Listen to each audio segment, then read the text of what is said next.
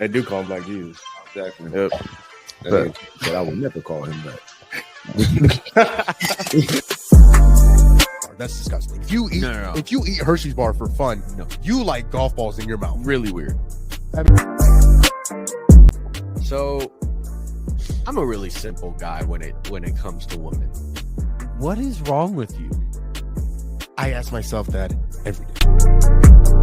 I don't know what the hell happened from the series before to the series with the Celtics. It's my biggest conversation, and I hope we go viral with this one. Princess Navarro. You're drunk. You should not be drinking. You should not be drinking this early in the day, bro. Buddy, I still got 30 minutes. I start drinking.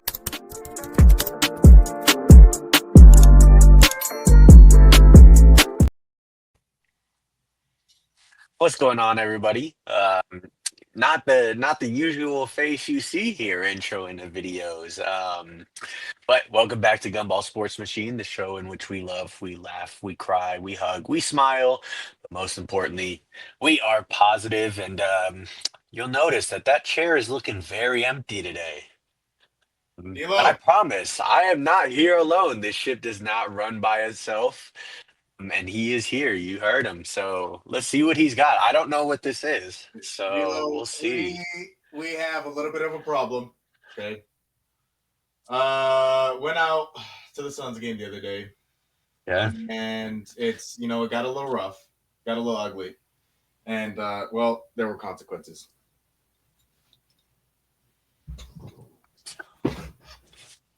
Oh. Went out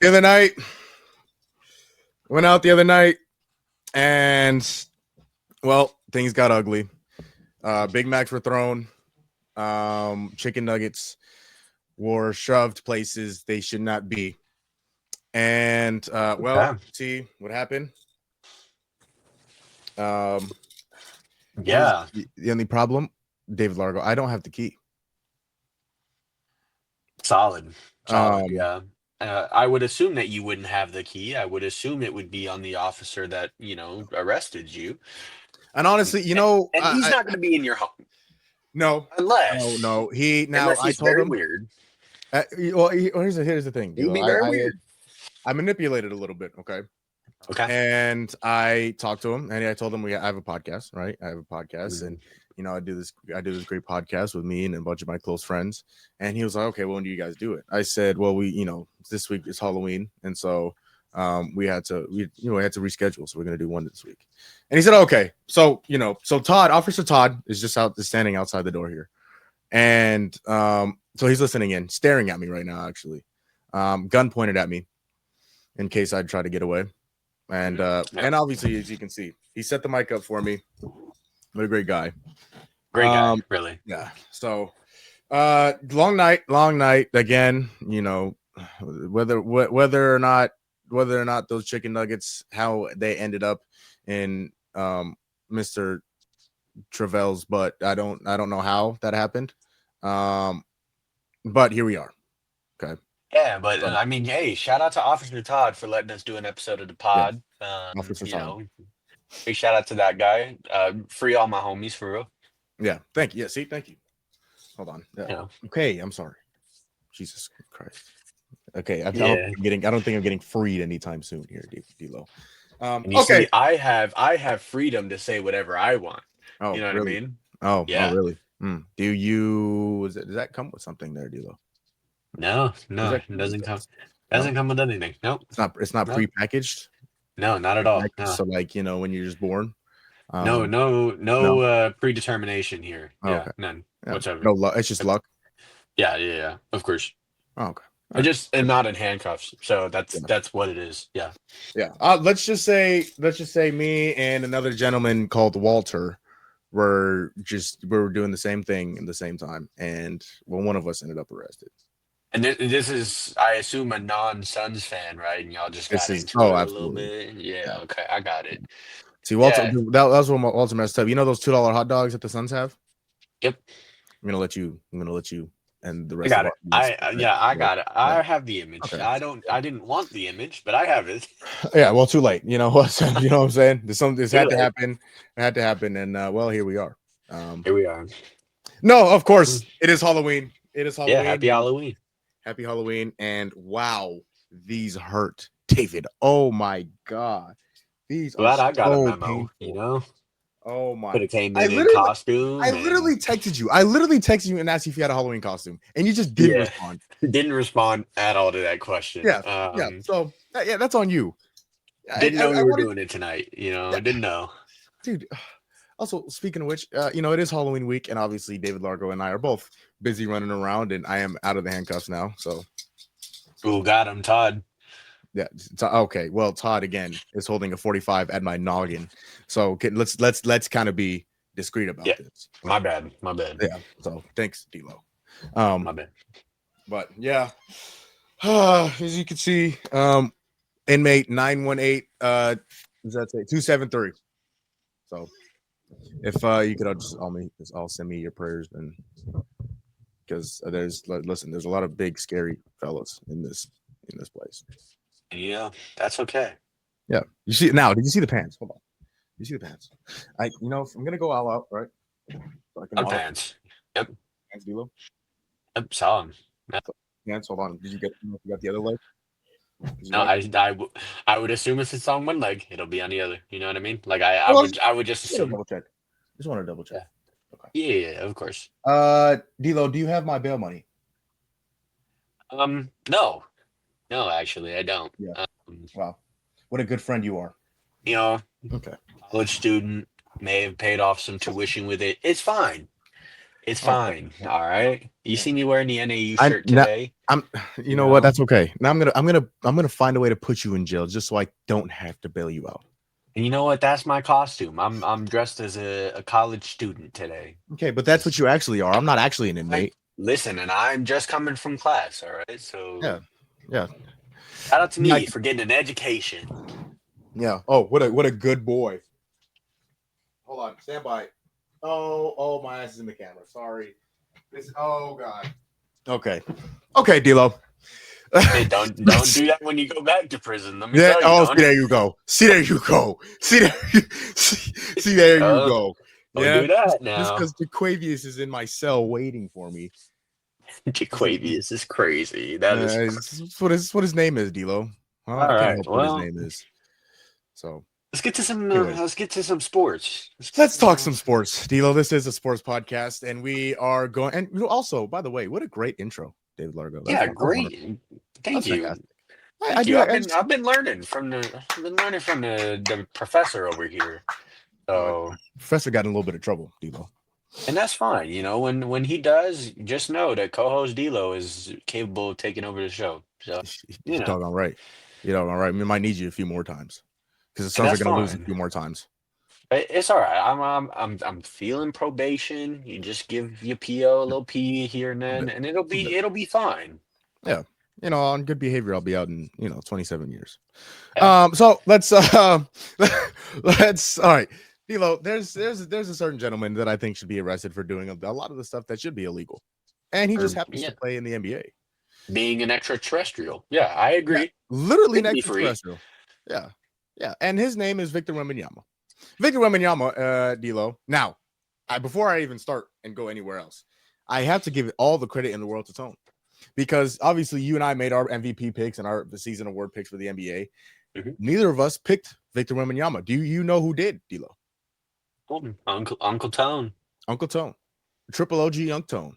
And he's the one that called the MVP. Now, he also said that he was going to win the championship and finals MVP and all that. Now, I won't go that far, and I think you're with me on that. But Victor Wembanyama has looked like the best player in basketball so far, D-Lo. Now, it's only been, 5 games, as I look for the game that he played in most recently, in which he had 31 points, 14 rebounds, and how many blocks? 6 blocks. That was a bad night for him, D-Lo. Wemby obviously is a generational talent, right? We said the same thing about Cooper Flagg. Now, Cooper Flagg has shown strides so far. It's early. Obviously, it's 5 games into the season. Wemby looks like he is going to live up to the entire potential that he has on his name. D-Lo, when you watch Wemby through the first 4 games of the season, what have you seen from the alien? I think the better question is, what have we not seen from the alien? That is a great question. I genuinely just I can't comprehend what he is doing at his side in his stat. He is literally cross snatching step back three from the logo and one. And what do you do? What do you do against that, right? Um, but I think the bigger thing for Wemby is that I don't know if you have seen the statistics, but he's taken, even though he's making a lot of the threes that he's taking, doing all of the BS that he's doing, a lot of his shots have now been inside of that 3-point line. Whereas before he was taking a lot of three pointers, but now he's sort of shifted his mindset and he realizes, I'm 7'4" and nobody can guard me in the world. And so now now he's sitting inside and he's taking these high quality shots, and he's also moving off of the ball. Mm, And that's really key because I don't know if you've, I know we're talking about Wemby, but the other guys have been phenomenal at getting him the ball. In Yeah. particular, Stephon Castle and Dylan Harper. They've been tremendous at getting him the ball off of these back screens and backdoor cuts and all of the motion that Wemby is doing. And he's just open every time. I don't know. I don't know. And when he's not open, he's hitting anything over anybody. I genuinely don't know what you do with him. I don't know. If he is within 5 feet of the hoop, you have essentially no chance of doing anything. And you're sort of relying on him to take some of these jumpers and contested 3-pointers and jump shots to sort of negate that. And if that's your strategy with the tallest player in the NBA, I don't know if you're going to be super effective. So it's just crazy, and obviously defensively, we've talked about it. He should have had a triple double in that game against I think the Pelicans, where he had Yep. 9 blocks, and he actually had 10, and the NBA took one away and called it 9. Should have had a triple double. Yeah. Really But bad timing for that too. For 9 gambling blocks in a stuff. game, nine Yeah. nine. What do you what do you do? You know what I mean? Did somebody And he say had paint protector?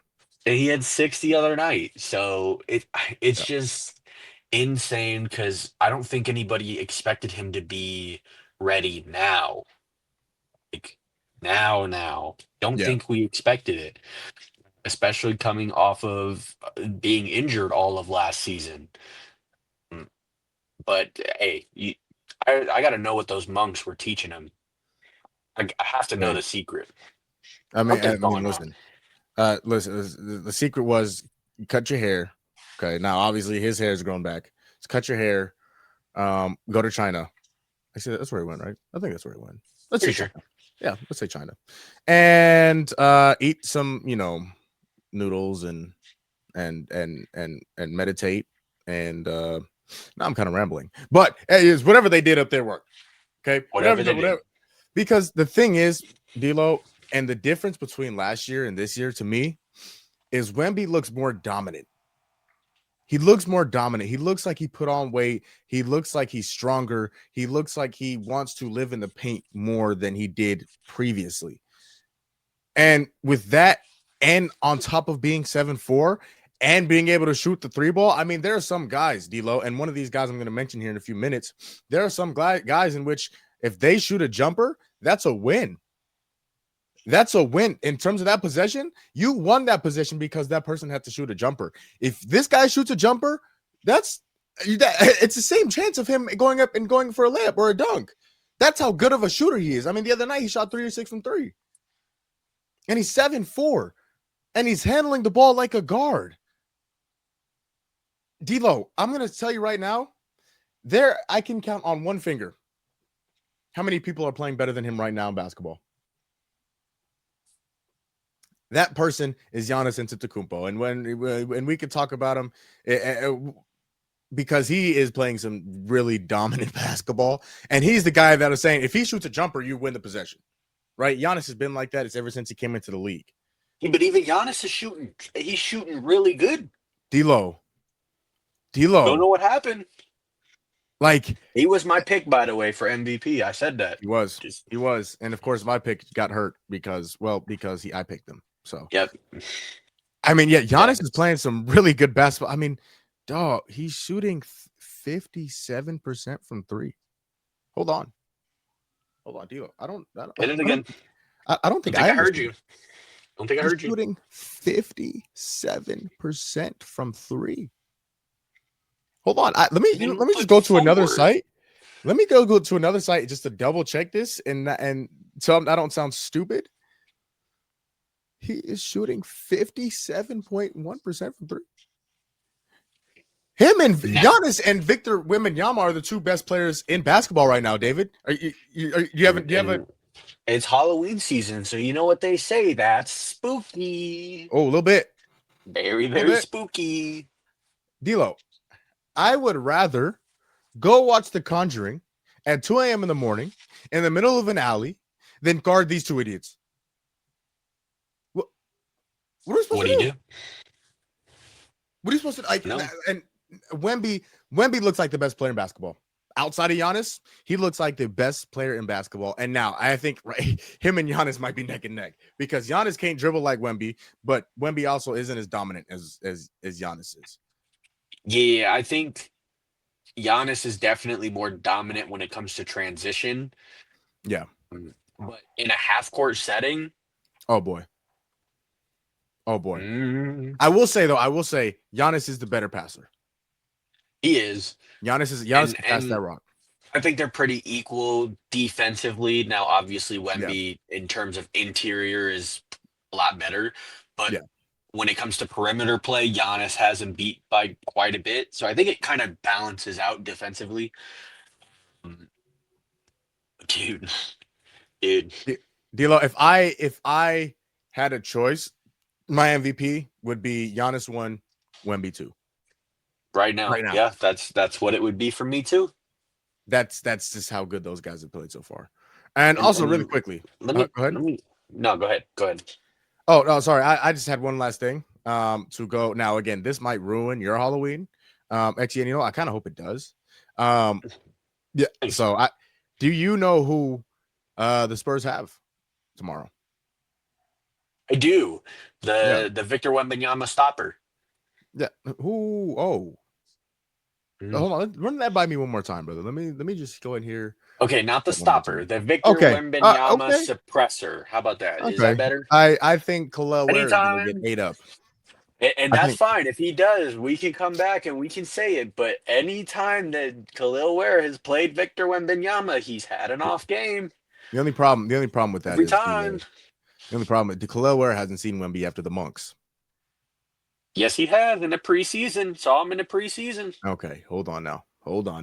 No, D'Lo, you and I both know preseason is not the same. Yeah, not regular season ball, but we've seen him in the preseason. We know. Okay, all right. Now, he didn't have a good game. He did not have a good game. Now, when Wemby on Halloween night goes to the next game wearing this because he put BTA to Khalil Ware, I don't want to hear nothing. And that's fine. But listen, all I was gonna say is that we're talking about Dallas lucking into Cooper Flag, but what we really need to talk about is how the Spurs can go from Tim Duncan to Kawhi Leonard to then Victor Wembanyama. We got to talk about it. Oh, we need to have a conversation because we need to have that same. Because there's some voodoo magic going on in San Antonio. I'm telling you, there's some voodoo magic. And the problem is, David Robinson, Tim Duncan, high overall draft picks. Mm-hmm. You need to have the same conversation. And obviously, Wemby, number 1 overall pick. Kawhi went 15. So that was you kind of lucked into that one a little bit. I lucked into that one. We need to have the same conversation about the Green Bay Packers. Going from Brett Favre to Aaron Rodgers to Jordan Love. Yeah, they've been on a roll. D'Lo, since 1992, do you know the percentage of snaps that have been played by those three for the Packers? 100%. 100%. Very close. Missed a game. 97%. Unbelievable, dude. 97% of the snaps taken at quarterback in the last 33 years have been taken by Brett Favre, Aaron Rodgers, and Jordan Love. Sorry, not to stray off topic, but brother, can an Arizona sports fan get some love?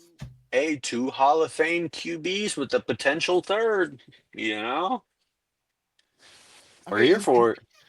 Arizona sports can't get anything. Can't get anything. Oh no, not at all. No. No. Oh, and the team that we just lost, the Coyotes, who are now in Utah, have one of the best records in the NHL. Yep. I'm telling you, dude, Arizona is. I'm moving. Listen, listen. Outside of Book, we don't have a whole lot to look for. We don't. Nothing. Doesn't I happen. mean, my 2-year-old niece is taller than Kyler Murray. It's not hard to do. Now, Corbin Carroll is a close second. Corbin Carroll is a very close second. I do like Corbin Carroll, but dog, what's going on? Anyway, Hey man, I don't know. Sorry, but you know what? Yeah, sorry. Go ahead. We went off topic just a little bit. A little bit. That's what we makes talking about his 3-point percentage. He's averaging 5 blocks. It'll probably stay 5 blocks for the remainder of the season. It'd be hard to go away from that. It really. I just want everyone to know that Jamal did not pick Victor Wembanyama for depoy. I just want to point that out. I picked the men's option. Yeah, and here we are. Well, because that's the boring. I mean, DLO, obviously he's going to win depoy. I just want to point that out because we're going to tally it at the end of the season and see who was actually the closest to guessing all of the awards. And it's going to be me because I had the Victor Wembanyama pick and you don't. That was a gimme. Okay, it was a gimme. When Luka wins MVP, I don't want to hear it. Yeah, well, Giannis is the front runner right now, and you said so yourself, and I picked him too. So I did. Here we are. Yeah, here we are. Hold on, I think I have a jail cookie around here somewhere for you. Hey Todd, get your ass in here. Give me a cookie. Moving on. Okay, sorry. All right, let's talk about the GOAT, David Largo. Let's talk about Michael Jeffrey Jordan. Now, he did an interview, and I believe Peacock has been playing it. Now, they've been playing clips from it every week. You know, Peacock has their national TV games on Monday or Tuesday or whatever it is. And so they've been playing clips from it, from him and Mike Tirico. The topic of discussion this week was load management. Now, I have the article here somewhere, and I'm going to look for it. So I'm trying to stall until I get it. And what Michael Jordan said was, and I almost have it, D-Lo. I'm almost here. Hold on. Let's go ahead. And here it is. Okay, I got it. Now, what Michael Jordan said, and I quote, "Well, it shouldn't be needed, first and foremost," talking about load management. "You know, I never wanted to miss a game because it was an opportunity to prove. It was something I felt like the fans are there that watch me play. And I want to impress that guy way up on the top who probably worked his butt off to get a ticket or get the money to buy a ticket." He then continued to say, "Yeah, because I know he's probably yelling at me and I want him to shut up.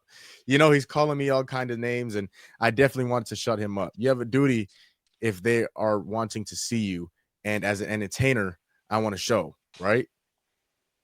I think that's very interesting, D-Lo, because obviously one of the conversations I brought up was the flu game. And obviously one of the most iconic games in NBA history was Game 5 of the NBA Finals. And I believe it was 1996 against the Utah Jazz, and on which Michael Jordan went off for 40-plus points, won the game. Obviously, there's an infamous picture of him kind of leaning on Scottie Pippen after he had food poisoning and then called it the flu game. Loaded management, I think, is a very interesting topic, D-Lo, especially in today's game, because obviously you don't just see it in basketball. You see it in other sports. You see it in baseball. You see it in football a little bit. But it's more prolific in basketball. Obviously, when you see some of these guys on minutes restrictions and what do they call it? In a knee man, or like, so I'll go Mark Williams, right? Mark Williams for the Suns, who obviously he missed the back-to-back. He didn't play back-to-backs, and they called it a knee injury management game, rest game, whatever it is. Obviously, Michael Jordan is, in a lot of people's eyes, the greatest player of all time, in other people's eyes, the second greatest player of all time. He always had that mindset. Him, Kobe Bryant, some of these other guys, Allen Iverson, who's talked about it the other day, always had this mindset to play every game, play 82. That was the big thing, right? DLO in the 90s, play 82, in early 2000s even. Play 82, play 82, play 82. Obviously, it's a different time, and we are so much further in terms of medicine and the way that we take care of our bodies and the science that goes into it. Obviously, LeBron James being the most important, but the biggest example of it, spending $2 million on his body a year, or whatever it is, and for him to play 23, 24 years. But I don't exactly disagree with him, D-Lo. I don't exactly disagree with him, because you have to realize it comes with the job, right? It comes with the job. Now, obviously, I understand that they are athletes, and so they have different requirements than you and I may have in our jobs, right? But at the end of the day, D-Lo, if we don't show up, we don't get paid. I can say that for me in my job, and D-Lo, correct me if I'm wrong, I can say that for you in your job. And If you don't show up, you don't get paid, which is fine, but that's your decision. And you have to realize that there's consequences that come along with that, especially when people are paying, like Michael Jordan said, their hard-earned money to come and see you. And once they realize, oh, Victor Wembanyama is not playing, I just paid $150 for this ticket. Oh, Joel Embiid isn't playing? Oh, Giannis isn't playing? Whoever it is. So I understand the frustration from that standpoint. But I also want to look at it from the other foot, D-Lo. I want to be able to see, okay, these guys want to play for a long time. They want to get healthy and be healthy for the playoffs when it matters most. They want to, again, extend their career so they can get contracts on contracts and take care of their families. So I understand both ways. Personally, I think I lean a little bit more towards Michael Jordan in terms of his standpoint, and just because that's the way I think, right? I didn't play sports at the highest level. I'm not going to sit here and tell you that I did, but I've played sports my entire life. If I had a game, if I had a practice, whatever it was, I made sure to be there. And I wasn't getting paid. I wasn't there. But that is the kind of competitor that I am and I was when I was playing sports on a consistent basis. And now, obviously, it's a little different for these athletes that are making tens and hundreds of millions of dollars. But the mindset that I have, I can't imagine it would change too much if I were a professional athlete.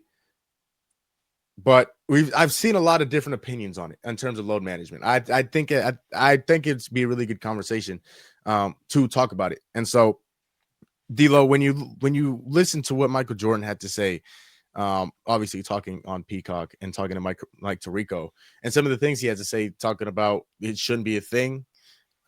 These people pay their hard-earned money to come see you, and then for you to not show up. As an entertainer, that's what comes with the job. D-Lo, what do you think of what Michael Jordan said? he's not wrong. Okay, I want to preface this now. He is absolutely 100% not wrong. And that's sort of the thing that the NBA needs to look into. Obviously, they have bigger priorities right now. Oh yeah, But they sure I know do. a few more guys that'll be wearing this here soon. Yeah, here soon. Sure do. But when it's all said and done and they've been talking about how they need solutions, right? But going back to it, he's 100% right. There are working class people, everyday Joes like me and you, who work really hard for the money that we get. And we decide to spend that money to go see someone perform at the highest level. It's entertainment. That's what it is. Yep. And so when you go to the arena and you find out that the person you were paying all of this money because ticket costs have been inflated so heavily in the past few years and they're not playing because of load management, now that's the key. If it was an actual injury that happened, you kind of have to understand. You can't play Yep. with an injury. If it's load management, there's the key. you paid all of this money and this guy is sitting just to sit, right? It can't happen, right? But on the other side of it, and as someone who is in a medical profession, I see the other side. And the main culprit is back to backs. It's the main culprit. And the NBA has been doing it for years and years on end, where they will make these guys play the highest level of competitive sport of basketball, the highest level that you can attain. And you have to do it on back to back nights, playing about 40 minutes of the highest competition in the world. It's a wear and tear. It's what it is. It's as simple as that. And so from with the knowledge that I have, I understand why guys load manage. It's not their fault. Bodies just can't sustain that sort of endurance year in and year out and expect to have these really long, illustrious careers. And a lot of guys, it's the 10-year mark, right? And the 10-year mark of the NBA, that's when you sort of get like this lifelong benefit, right? Um, And so that's the key. And the NBA has the tools to fix this. And they've been talking about it for a while. Number one being shortening the season. If you shorten the season, and I know a lot of people are against it, but if you do that, you will, yes, money, number one.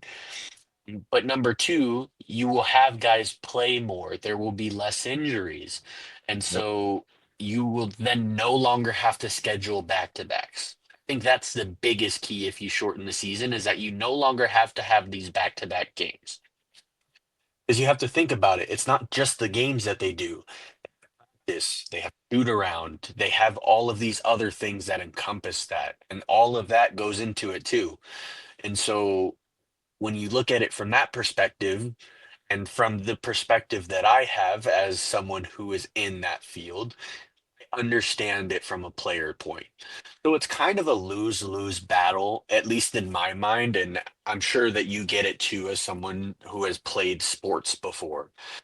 Um, and there are guys who like to load manage, and then there are guys that don't. I mean, the most notoriety one that came just a few years ago with his comments was Anthony Edwards. And he was Yeah. saying how he wants to play every game because he doesn't know who in that crowd has enough for only one ticket to see that game, and he decided to sit. There are guys like that, and Yeah. that's fine. But on the other hand, there are guys who are injury riddled constantly. And the main guy we always like to talk about is Kawhi Leonard. Yep. He's the big guy that sits, and when he plays, he is a top 10 player in the world. He doesn't play that often. And so it's a coin toss. And I see both arguments. So again, he's not entirely wrong with his statements. However, with the knowledge that we have now, it's just not smart to have this load on you constantly throughout an 82 game season that spans 6 to 8 months, depending on if you're in the playoffs. It's just I not mean, sustainable. no, it's not. And I agree with you. And I think, D'Lo, one of the things, obviously, what you mentioned was if you're injured, don't play. At whatever level, whether it's the NBA, whether it's high school, whether it's AAU, whether it's middle school, if you are injured, do not play. That's the number one rule. We've seen the circumstances. We just saw Tyrese Halliburton, who had that calf Injured. strain, and he And played through that strain, and he tore his Achilles. Popped it. If you are injured, don't play. And I understand. Again, I give Tyrese Halliburton, and I said this when we were talking about the game, D'Lo, I give him all the credit in the world for going out there. I give him all the credit because I would have done the same thing. Mhm. If I could walk Game 7 of the NBA Finals, you never know if you're ever going to get a chance to play in an NBA Finals again. I don't blame him, but now you suffer the consequences. And to that point, D'Lo, in retrospect, it comes with the job. It does. Right? It comes with the job. I mean, D'Lo, it's like saying, hey, I want to be a garbage man, but I don't want to touch the garbage because it's gross. That it comes with the job. You have to learn and know the job description. Again, if you are one of these guys, one of these stars, one of these franchise players, so you're obviously going to get treated a little bit differently. If you have even the smallest little pain, oh, okay. What do you need? What do you need? That again comes with the job. But if you are sitting out because you want rest, that's not okay. That's where the line should be drawn. That's where the line should be drawn. It is an 82 game season, D'Lo, and the reason why I went like this, did the little money sign, is because if you cut down the season, that's a lot of money out of a lot of people's pockets. Mm-hmm.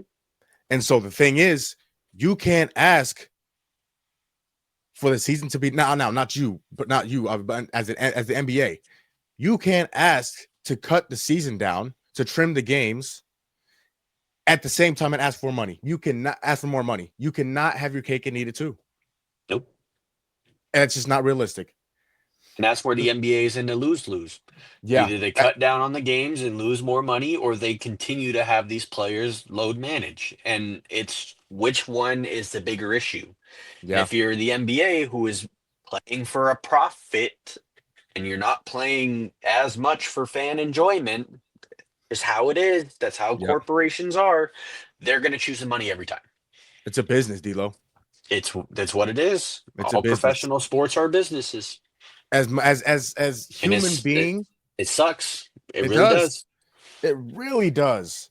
Because as much as these NBA players are human beings, it is at the end of the day of business. Mm-hmm.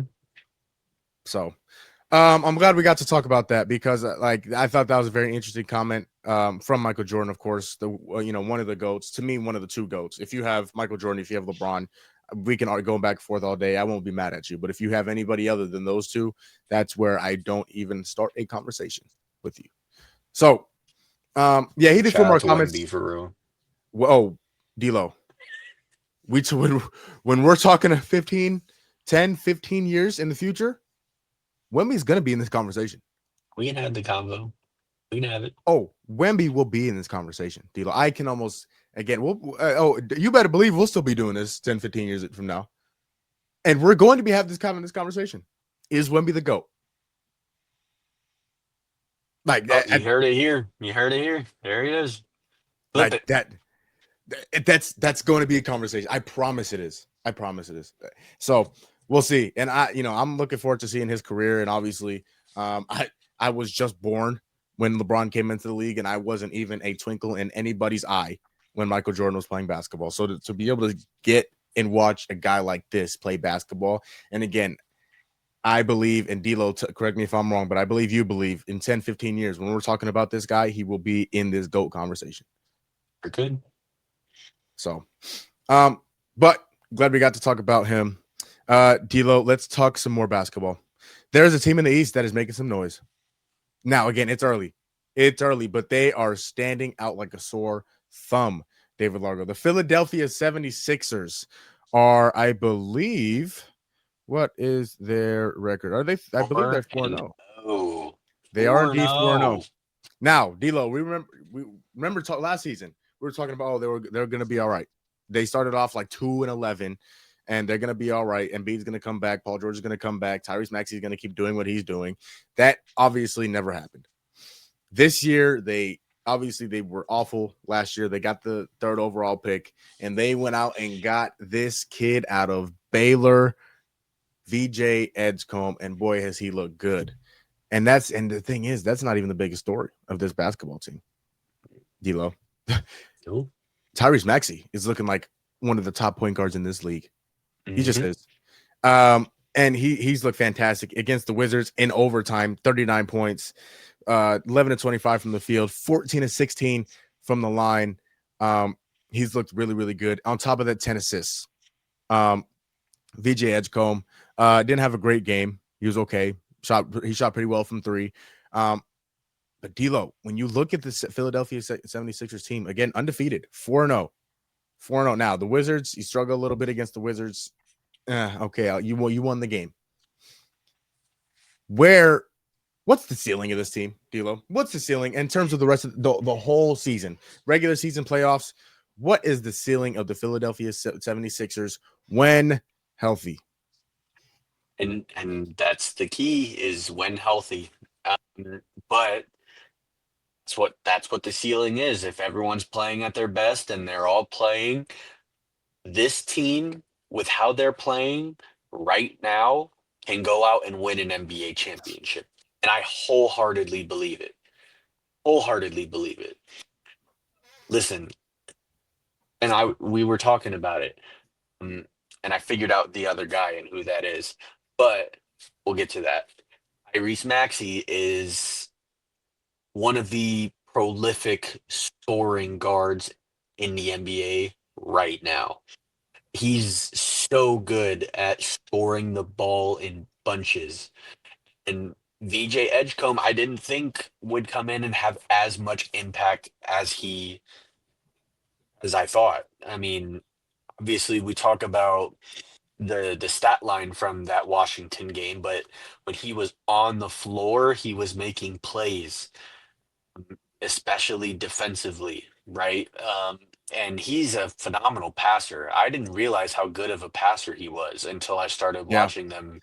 He can play make, and he did the same thing at Baylor. And that was one of the more underrated parts of his game.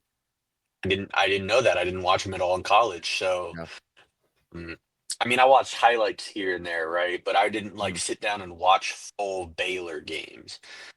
And they're doing this on a Joel Embiid minutes restriction, and they don't have Paul George. And the other guy who probably would have won Rookie of the Year last year, Jared McCain, still not here. Yeah. And that was the other guy that I was talking about that I couldn't remember who was missing. And until he got hurt last year, he looked like the only rookie that was in the competition for Rookie of the Year. And then he got hurt, obviously, and Stephon Castle then had his season, and they probably would have made it close. But he can do the same thing. He can score the ball in bunches. And so having that off the bench with Quentin Grimes, and more than likely it'll be one of Kelly Oubre or Justin Edwards that moves to the bench, whoever that may be. Probably Justin Edwards if I had to guess. Yeah. But Andre Drummond has played solid minutes off the bench behind Joel Embiid. Quentin Grimes off the bench. Aaron Gordon has came in and made a few plays in specific games. And so I think that they have not only more depth, but now that everyone's healthy, we see what this Sixer team could be. And purely looking at them from just watching the game, I think that they could compete with anybody in the league right now. I honestly believe it. D'Lo, now those are really, really, now I like it because that's how talented this team is. I think they are championship level talented on paper. Where I start to think twice. You know what? No, let me get to the positive first, because this team is supremely talented. D'Lo, this team is supremely talented. I love Nick Nurse as a head coach. I think he's a fantastic head coach. Still don't know why Toronto got rid of him. I have no idea. No idea. And Joel Embiid, D'Lo, you know how I feel about Joel Embiid. Joel Embiid, and when he's healthy at his best, he is a top 3 player in basketball. And I will argue with anybody on both ends. He is a top 3 player in basketball. Remember that Wemby guy we were talking about, D'Lo? Remember him? Joel Embiid had 70 on him. Joel Embiid. I know. I watched that game. That's how good this guy is. And if he's able to stay healthy, let me rephrase that. Get healthy and stay healthy and perform at his absolute best, D'Lo, there are few guys that are more skilled in this league right now than Joel Embiid. And if he's able to get to the level he was playing at 2 years ago, this team could absolutely be a championship contender. Where now the things that I kind of look twice at this team about, D'Lo, is one, of course, health. That's the main one. Can Joel Embiid stay healthy? Can Paul George come back and stay healthy? Jared McCain, same thing. Tyrese Maxey had some hamstring problems last year. Can he stay healthy? That's always been the biggest thing with this team. They have talent up and down. Outside of their stars, of course, you mentioned VJ Edgecombe. Kelly Oubre. I love Kelly Oubre. Plays his role. Quentin Grimes, the guy they traded for last year and gave it a qualifying offer to this year. He played. He's playing well. That's number one. Number two, DLO, they got to stop somebody. They have to defend the basketball. Allowing 134 points to the Washington Wizards, overtime or not okay. Not okay. They have to find somebody in order to sit down. Now, again, when healthy, Joel Embiid is a rim protector. I don't know how high he's jumping anymore. 2 block shots. But when he's healthy, he is a rim protector. He can protect the rim. Tyrese Maxey, not that great of a defender. You got a lot high energy, but there's only so much energy can do when size just outmatches you. VJ Edgecombe, I think, could be a very good defender, but he's a rookie, so he's going to have to take those steps. He's going to have to get there. Kelly Oubre is a good defender. He's not the defender he was 3, 4, 5 years ago, but he's still a very good defender. They're gonna have to stop somebody. And now D-Lo, I'm gonna have to see it because I do in the East. I think at their highest, 5 right now, 6 maybe. Whoa. That's where I'm at on them right now. Again, I just have to see it. I have to see it. I mean, there are a lot of teams. I have the Magic over them. I have the Bucks over them. I have the Knicks over them. I have the Cavs over them. So again, 5 maybe. I mean, I like it, but they just went out and beat Orlando by 12. Yeah, Paulo and that was with no Embiid on that game. I don't know. And Tyrese Maxey had 43. BJ Edgecombe had 26, 7, and 4. Oubre put up 25. I mean, and the thing is that Paulo has not looked good to start the season. No, but you can't. He's been very inconsistent. However, I'm a big fan of Paulo, so he's always started years slow ever since his rookie year. Starts very slow and picks it up about, I don't know, maybe 15 games into the year, give or take. Gets acclimated to the season. So that'll go away. Yeah. But they still beat the Magic. Right? They did. But D-Lo, that team is still getting acclimated. I mean, they got a lot of new pieces over there. They have Desmond Bane, obviously. They have Tyus Jones. They have a lot of new pieces over there. And I also, dare I say the Pistons? I think I like the Pistons a little bit more than the Sixers right now. I can't listen. If this was strictly without me watching any of their games, I would agree with you. But as someone who has watched them play in their 4 games, if you watch them play, they get out and they do, and they are one of the more fun teams that I've watched this year. Is not the San Antonio Spurs. We know who's over there. That's a good player over there. Maxey and VJ Edgecombe, they get out and run, and they are very fun to watch. And they're winning games on top of it. They're 4-0 right now. I'm going to give you 4 numbers, D-Lo, that worry me. I'm going to give you 4 numbers. 116, 121, 124, 134. As talented as this team is offensively, D-Lo, they cannot keep giving up 120 a game. They can't. That if you're going to compete in the East again against teams like the Knicks and the Bucks, and again, I know they just beat them, but the Magic and the Cavaliers, you're going to have to stop somebody. You cannot keep giving up 120. I agree. However, I will say 3 of those 4 teams are playoff teams. Yeah. Or at least play in if you're Charlotte, because I think that they are talented enough to get there, especially with how Con Kneppel has been playing. Don't know if you've seen any Con Kneppel, but he's been pretty good to start the year. Boy, he got a jumper. He sure does. He got a heater. Yep. But these are really good teams that they've been playing, right? They are. And so For me, I'm not as worried. And I think, especially with how the scoring has been to start the year, there are guys scoring 40s in bunches Yeah, and a lot of bunches. I mean, we just saw it the other night. Austin Reeves had what, 51 on 51. one night and then came back and had what, 39 or 41 the next. Yeah, yeah. The scoring has been at a absolute This premium. and it has.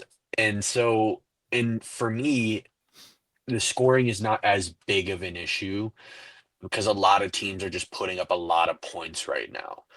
Yeah. Oh, if you even look at today, there was only one team that put up under 100 points, and it was the Pelicans who got blown out by 40. Also, what is going on over there, D'Lo? Don't Oh don't my. know. We'll talk about it another day. Yeah. But every other team put up more than 100 points. Yeah. I mean, So but 120, D'Lo. 120 is a lot different than 100. I understand that, but you also look at all of the teams that won today. 139, 135, 125, 117, 126, 122, 136. You know, like these are high scoring games. And I think the game is just trending that way. Yeah, But I agree. I'm not worried about the scoring just yet. Now I agree with you, it could be an issue, especially if they can't guard a parked car. Yeah, boy. But I think it's too early to say that they have defensive problems, as I also think that Paul George coming back fixes a lot of their perimeter issues. But D'Lo, he's not the defender he used to be. He's not, but he's still probably the best perimeter defender that they have. Yeah, that's it. Yeah, I can get behind that. I see. No, Kelly Oubre's up there, man. He Kelly is. Oubre, he might be a better perimeter defender at this point in their career than Paul George. Maybe. It depends how he comes back from that injury, but That's the thing. That's the thing, man. that's all I wanted to say. I wanted to give a shout out to the Sixers, even though Yeah. they're in my conference and I hate them. They're playing some good ball. They're playing some good ball, D'Lo. I gotta give you that one. Let's talk some football, D'Lo. Let's talk some football. Oh, we're going straight to football. Right to football. We were going to baseball, not the direction I thought we were going. You know what? That's a great point. Real quick, let's talk some baseball. Thank you, D'Lo. Look at you driving, taking the wheel and taking control. Look at you.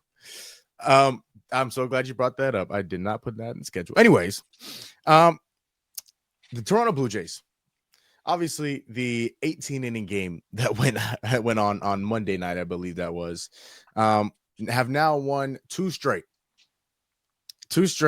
And the pitching for the Toronto Blue Jays has been absolutely dominant.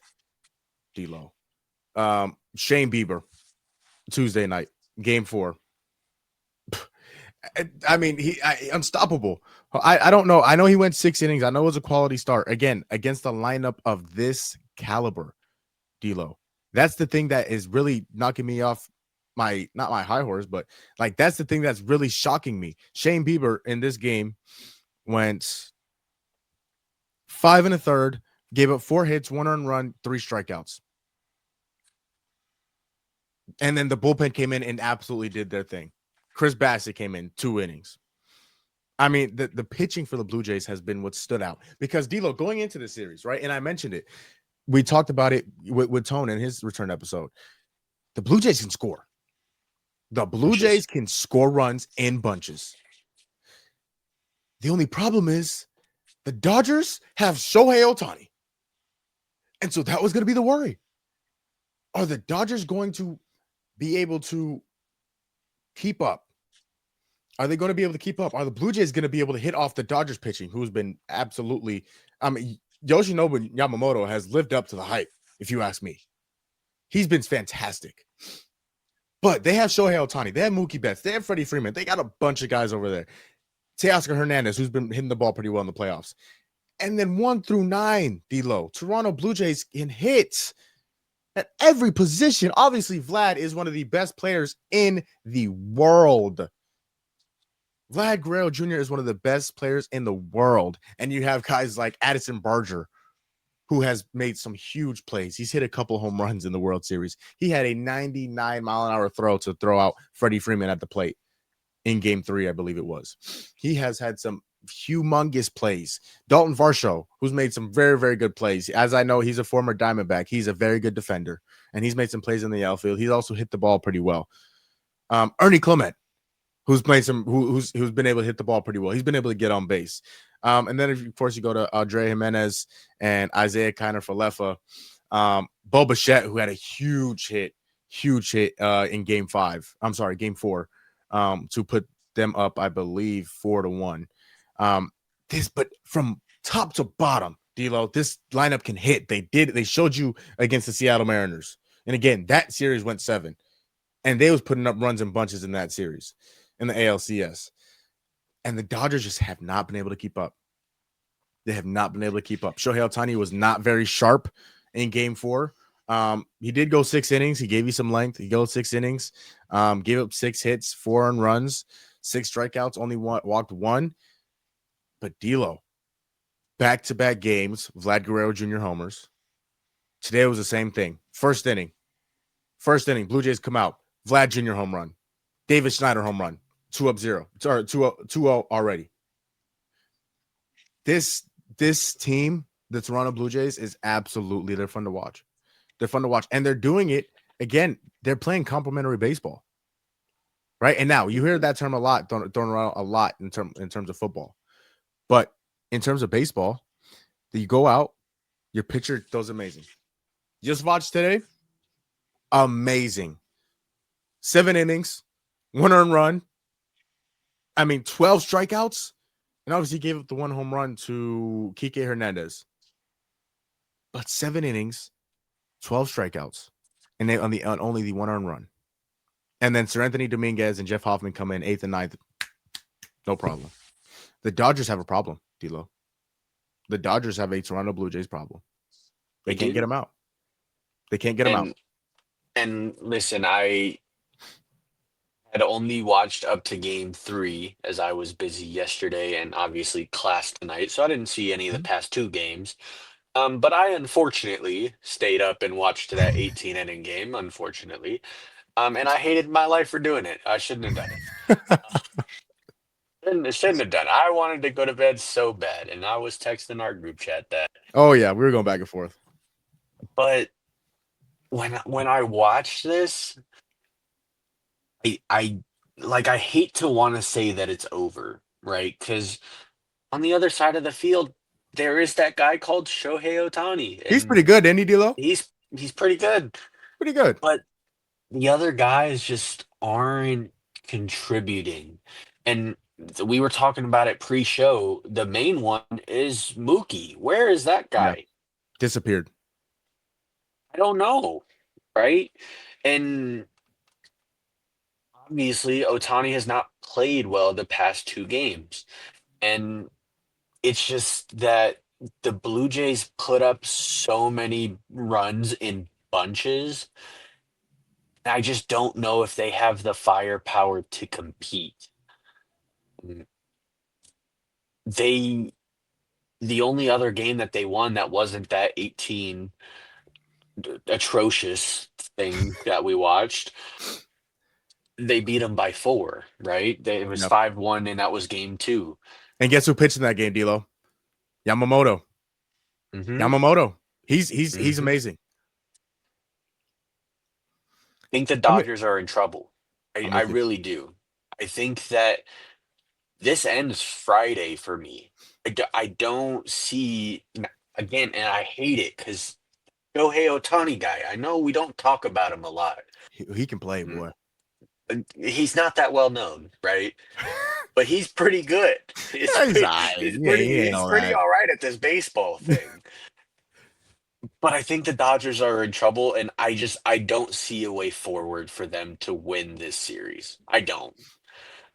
I think that ended tonight. D'Lo, I'm going to give you. It is. I'm giving out a bunch of numbers today. Okay, I'm going to give you 2 more numbers. 234 and 237. You know what those numbers are, D'Lo?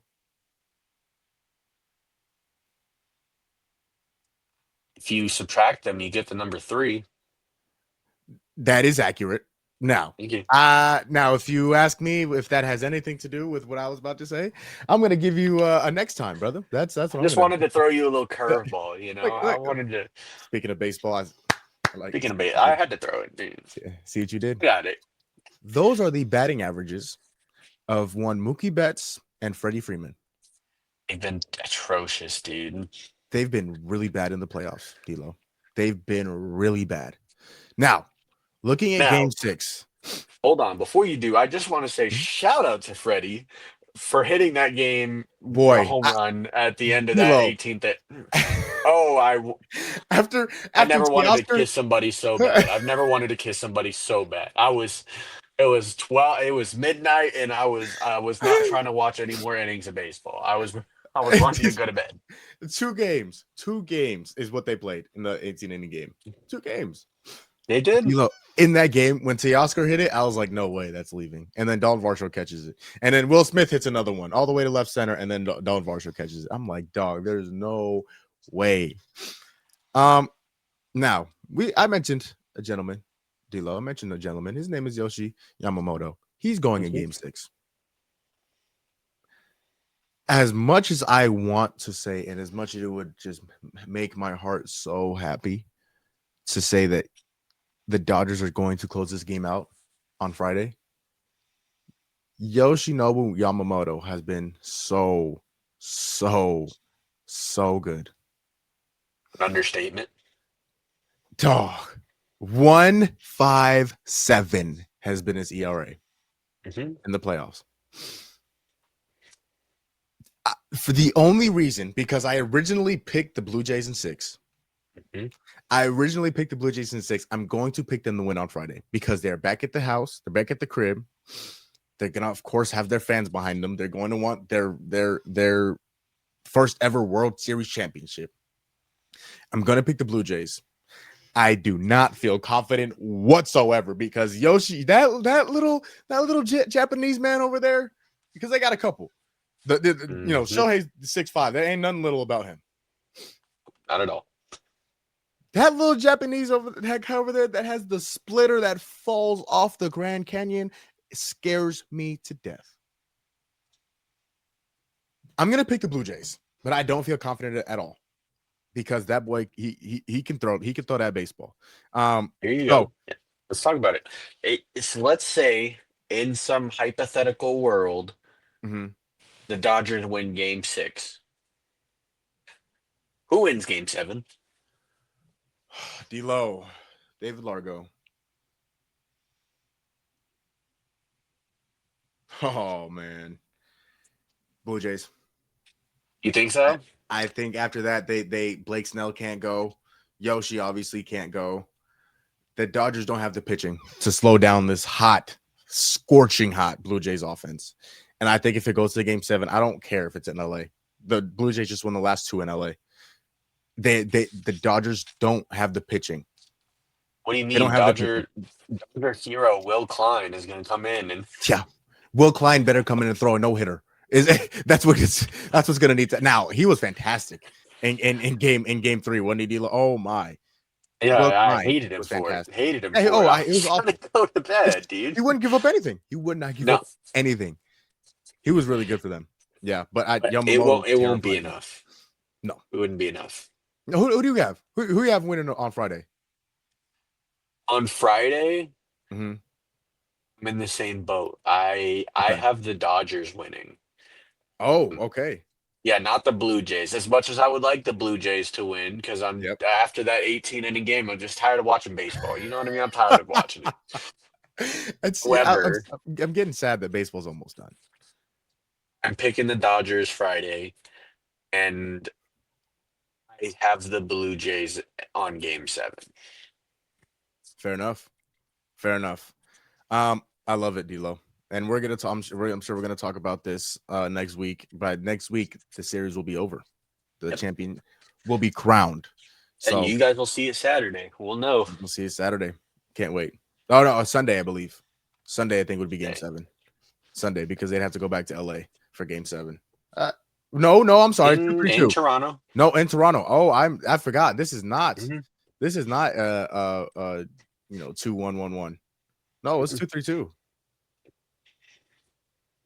Yeah. Give me the Jays win. I don't care whether it's game 6 or game 7. Jays win. I don't know. We were just Jays talking win, about man. that guy who's pitching. Dog, And so he's good, man. Yamamoto. We're talking about Yamamoto now. He's pitching game 6. I don't know. Again, I don't feel confident about it. He's really good. He's really good. But D'Lo, I'm forced. I picked him winning 6. Oh, we know. I have to now because I don't feel confident at all because of Yamamoto. But dog, he's good, man. He is. And he is. Okay. So those are our World Series picks. Be on the lookout. We will be discussing that series next week. And it will be absolutely electrifying. Delos, all right, let's get to some football. Thursday night football tomorrow. Today's Wednesday, of course, and you guys will be watching this on Thursday. If you are watching it on the day it's posted. Ravens, Dolphins. Lamar Jackson is scheduled now with the whole injury report madness that happened last week and the consequences that the Ravens could be facing for that. Lamar Jackson is scheduled to be back this weekend, D'Lo. We were talking before the show. He has been a full participant in practice all week. Obviously, the Ravens on a short week after coming off the win against the Chicago Bears, led by Tyler Snoop Huntley. D'Lo, who you got in Lamar Jackson's return? I mean, the Dolphins are really bad at football. Yeah. Oh, they did look really good against Atlanta. I don't care. Oh, okay. Give me the Ravens pretty comfortably. And I think that the Ravens now have added motivation because that division took an entire whole step back. Yeah. The 4-3 Steelers are leading the division, and the Bengals just lost to the Jets. Dog. If I'm Kyson, I'm so happy right now. It's wide So open. unbelievably happy. And it's crazy because just the week before we were talking about how, the Bengals could steal this division because they play the Jets next week and they can get. That didn't matter. It didn't matter because they could have been 4-4 right there for the division, and now they're 3-5 because they wanted to go out and lose to the Jets. So I think it gives new life to this Ravens team, especially coming off a win last week. You heard that right. The Baltimore Ravens got a win without Lamar Jackson, and it was mind-boggling to see, really. Didn't expect it, or maybe it was the week before. I don't remember. It was one of the weeks. That the Ravens got the win? Yes, it was last week. It was last week. Yeah, they played Chicago. They beat Chicago. Red Hot Bears. Yeah. And I expect them to continue. They will be 3-5 by tomorrow night. I'm leaning Baltimore too, D'Lo. I think with Lamar coming back, they're going to have an extra jolt of energy. They're going to have their guy back. They're going to have their franchise guy, their engine, their transmission, their tires, their doors, their door handles, their steering wheel. Lamar Jackson is everything to that team, and they're going to get him back. I think they're going to come with a jolt of energy. I think they're going to come fired up. And the Dolphins, although they did look really, really good against the Atlanta Falcons, the Baltimore Ravens should be a different monster on both ends of the football. And so we'll see what happens. I'm with you, D'Lo. I think the Ravens win tomorrow. We'll see. I don't think Lamar has a big game, obviously, in his return. I think Tua struggles. I will say that. I think Tua struggles. And I think the Ravens come away with the dub on the road in Miami, Florida. Give me the Ravens. All right. Now let's talk some more football, D'Lo, because there is a certain date that is coming up. That is a very, very interesting date in terms of all sports, and because all sports have one, except this one is the NFL trade deadline. That I believe is on November 3rd or 4th. 3rd or 4th. I don't remember exactly when, but by the time our next show happens, the trade deadline will have passed. So, D'Lo, let's go over some possible trade deadline trade deadline targets that could be gone after. One of those guys, obviously, being on the Cincinnati Bengals, who you mentioned, lost to the New York Jets. Trey Hendrickson. D'Lo, if there was a destination, if there was, or maybe you don't think they should trade him at all. But obviously, Trey Hendrickson, with the drama he had before the season, in which the Bengals would not pay him his money after leading the league in sacks 2 years back to back, which doesn't make any sense to me. But he could be a trade deadline target. Who do you think could go after Trey Hendrickson? I think there's a few teams that could use him. I think the team that's kind of in the best scenario to go out and make a move for him, considering how good they already are the Indianapolis Colts. It's a good one. I think that puts them, not that they're already not squarely in the driver's seat, but they would be running away with it at that point. Yeah. And the thing is that the stuff to do it. And I think it's just so interesting to bolster that defense even more than it already is playing at. And you go out and get a guy like Trey Hendrickson. I think the big question, though, is hip. How was the hip? We haven't seen him play. Don't know. That's big, man. I mean, especially as an edge rusher, that hip is so important too. And so that hip is so important. I think that if there were to be a team to make a move, it would be one of the leaders of, that are just looking for that extra push to get them over the hump and make them the true contenders. But in all honesty, I think he stays in Cincinnati. I can't see him leaving, especially when that's in question. He hasn't played at all. And so how in shape is he? Is the hip fine? There's just too many question marks for me. And if I'm an NFL GM, I would be asking the same.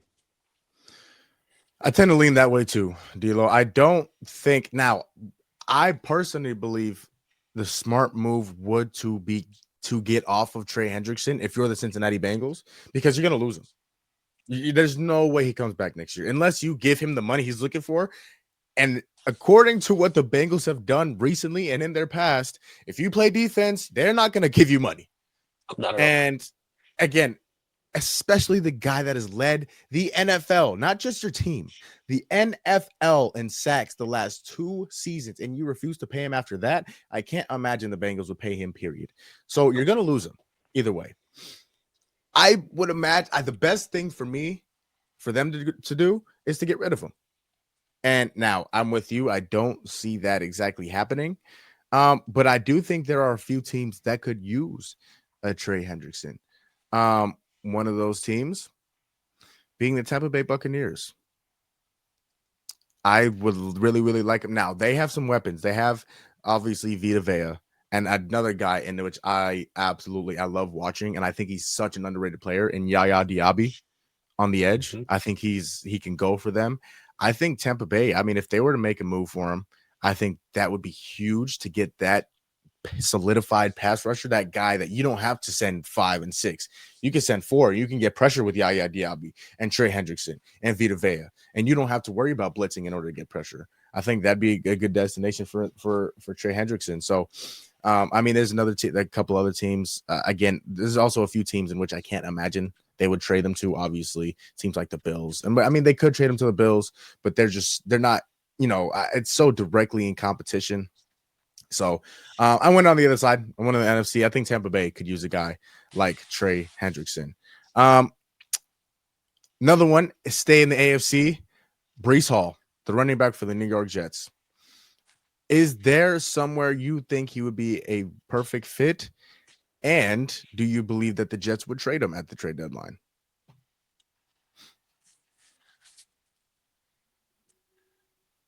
I do, but I don't like it long term. only because I like the running back that they have now, um, but they're just not in a position to make any moves, considering they're just not that great. I'm just going to say the Giants because Cam Scatterboo is now out for the rest of the year, but they're Yeah. not competitive, so they have no reason to go out and get a guy like Brees Hall, right? Mm-hmm. Um, and so I actually think that there's a team in the NFC, though, in that same division that could use a little bit of magic in that department. I would like to see the Commanders go out and That's a good one, make a D'Lo. move Oh, that's a good one. because listen, they have not looked anything like we thought they would this year. Mm-mm. And part of that is health. Jaden Daniels has missed some games. Terry McLaurin has missed some games. Debo has missed some games. But when they're on the field, they look really great. Yeah. Wish that they have a running back that would open up that offense more. And we thought Brian Robinson was going to be that guy. And then they traded him. Ship them off. So, and we don't even use him. And I'm a Niner fan, and they sent him here. We I don't don't know. use him. They got Don't another know guy that's pretty why. good over there. We do. Don't know why we got him if we're still going to give CMC 20 carries a game. But that's besides the point. I think that they need a jolt on the offense if you're the Commanders, and I think Brees Hall gives that to you. With that said, I don't think that the Jets make a move. Yeah. I think they should make a move because they're absolutely terrible and they're not going anywhere. But I don't think that they do. Yeah, I'm with you. I don't think that they trade him, which doesn't make any sense because you're not going anywhere with these guys. So what changes if you trade them and then you're not going anywhere without those guys? So the Jets are going to be the Jets, D'Lo. We know that. We know that. I will say though, if there were to be a team that could trade for Brees Hall, I'm going to stay in the conference, D'Lo. I'm going to say those Kansas City Chiefs. I'm going to say the Kansas City Chiefs because if you pair up that now again, I don't know what they have to give up, but if you pair up Brees Hall with an Isaiah Pacheco, now Kareem Hunt is old, fat, and can't move anymore. No. If you put him, Brees Hall, a tailback, a speed back, maybe I should say, guy that runs east to west, with a Isaiah Pacheco who runs north and south, that could be very dangerous. And Brees Hall is very, very, very, very a good back out of the backfield. And to give another weapon like that to Patrick Mahomes could be extremely dangerous. Extremely dangerous. Now, again, I don't think the Jets are going to get off of them, which I don't blame them, but also at the same time, what are you doing? But I like it. I like it a lot. So that's the only that maybe a few other teams, but that's probably the main one that I thought about. And D'Lo, you know what? Let's go one more. Stay on the offensive side of the ball. Let's go Jacoby Myers, the wide receiver for the Las Vegas Raiders, who again is not a top receiver in the league, but could help one of these teams. And I think out of the three that we are talking about is the most likely to get traded and could get traded. Jacoby Myers. Is there a destination for Jacoby Myers you think he could land? I think there's a few. And it's kind of hard for me to pick because there are just a lot of teams in need of a receiver.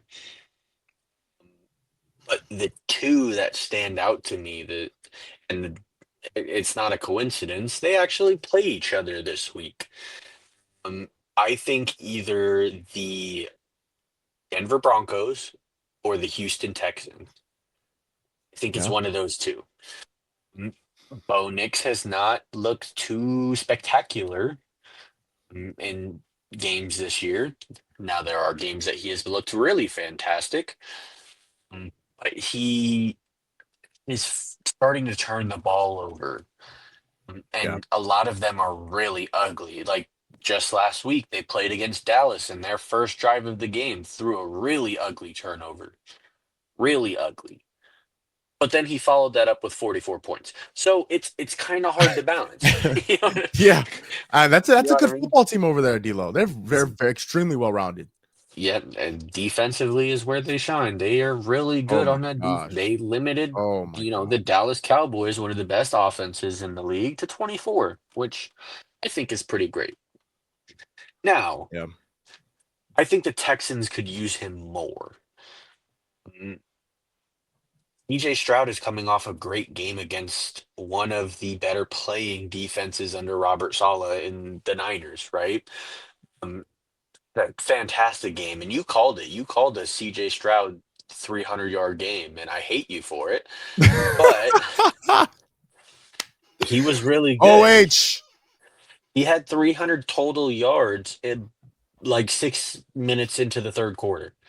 Yeah, He he was was good. fantastic, and I think that if the offensive line is going to continue to struggle the way that it has this year, he's going to need more playmakers to just get open quicker.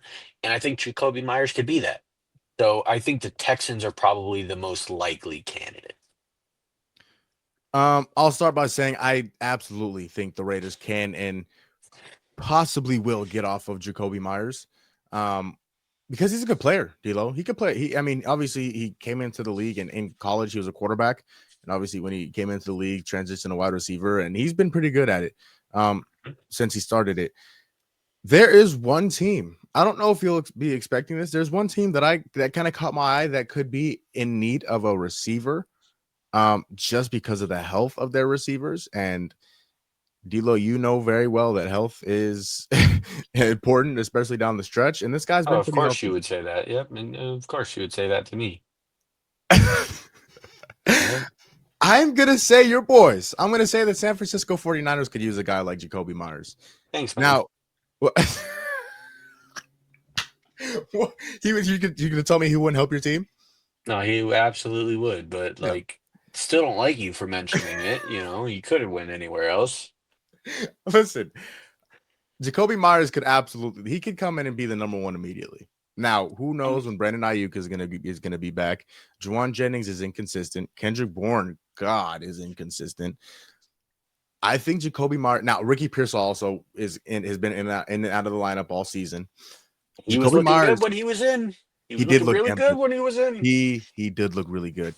But I think if you throw Jacoby Myers into that lineup, again, a guy that's been there, he's performed at a high level. He doesn't need the ball all the time, but he can get open. He can go up and get those 50-50 balls. I'd like Jacoby Myers on the 49ers. I think that'd be a good addition to them and to that wide receiver core, who has been in and out of the lineup, all of them, and Juwan Jennings and Ricky Pearsall, who knows when Brandon Ayuk is coming back from his ACL injury. And if he's going to perform like Brandon Ayuk when he comes back from his ACL injury, I think Brandon Ayuk could be. He will. Don't doubt not my at first. guy. Listen, he is a Sun Devil. So I got love for him. He's a top 2 route runner in the league. You see, I think you pronounced 10 wrong. Who? I said what I said. Wrong, though. Said what I said. Top 2? Top Who's 2. one? I never said top 2 and he's not 2. You know what I mean? No, but I'm curious who's one. Because I can name 4 better. I could name 5 better route runners right now. Justin Jefferson, for sure. Okay, that's number 1. Devontae Adams is a better route runner. Anymore. Puka Nacua is a better route runner. Not there yet. What do you mean not there yet? What do you mean not there yet? Oh, are you a crazy man? Hold on. Not on Brandon Ayuk route running. I'm gonna put these on you, brother. This is not on Brandon Ayuk route running. He's not there yet. He's getting next. Goodness gracious, D'Lo. God. Shout out to my Niners, dude. Speaking of your Niners, let's get to their game this week. Again, we could talk a little bit about them and who we think is going to win and if they are going to come out on top, because they are going to play the Big Blue, the New York Giants, D'Lo. Obviously the Niners coming off a loss in Houston. and the Giants coming off a loss in Philly. You after had to losing. emphasize in Houston, right? Like Listen, you just had to do that. That's a pretty good guy up there. I like him a lot. Yeah, well, I don't like you a lot, and I think Officer Todd should well. take you away now. Yeah. Okay. You know what? Officer Todd. Okay. I'm sorry. I didn't. Okay. See. Now, Yeah, Officer Todd. Now he. Now. Okay. You see what you did? He lowered his gun. He got comfortable. He said, "Okay. You know what? He's going. He's in his zone. He's working." And then you mentioned him, and now he's 45. he wants to shine, and it's fine. Yeah. You know. He wants to shine. You're lucky he's right here standing looking at me. Not because else. You're lucky I'm scared. Anyways, but the Giants coming off a loss and obviously losing. Speaking of Sun Devils, losing Cameron Scatterbo for the rest of the season with a dislocated ankle. DLO, your boys are facing Big Blue this week. New York Giants. Who you got?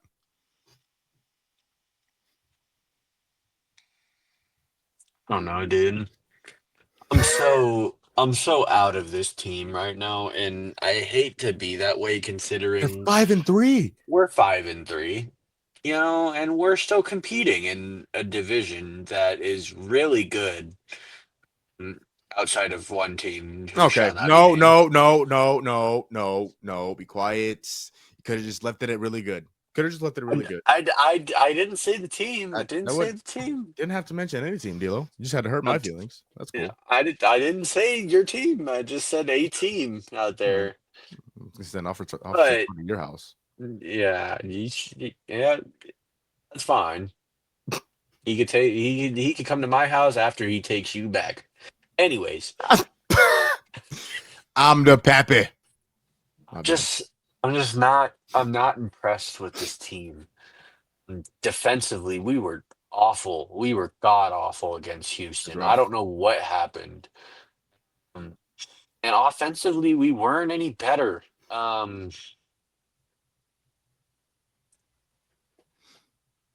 We've been preaching how good Mac Jones has been playing, but his cracks are starting to show. Oh boy. He threw 2 really awful picks in that game against Houston, the final one being the worst. I mean, D'Lo, he threw it right to Kamari Lassiter. Kamari looked like he was running the route.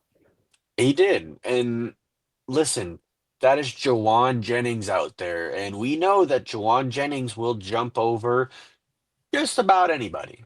Yeah. All you had to do was put it to the outside, and he put it to the inside. And not only did he put it to the inside, he then put it short.